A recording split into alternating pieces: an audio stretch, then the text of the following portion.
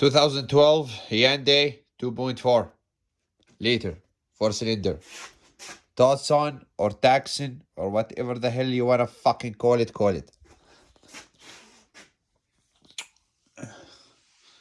Here you go. This is your block. Brand new pistons, brand new rods, bearings, rings, crankshaft. This is how the bearing looks like.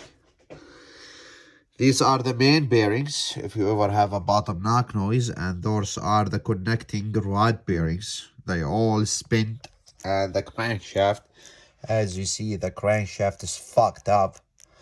So yeah, this is a common problem in these dog shit cars. So if you have a knocking noise or something like that, don't go change oil and filter and bullshit. Just strip out the engine or take it to somebody he knows his shit. And yeah, man. Or you go buy a brand new engine. Don't ever buy a used engine because it's gonna be the same fucking problem in the future. Have a good day.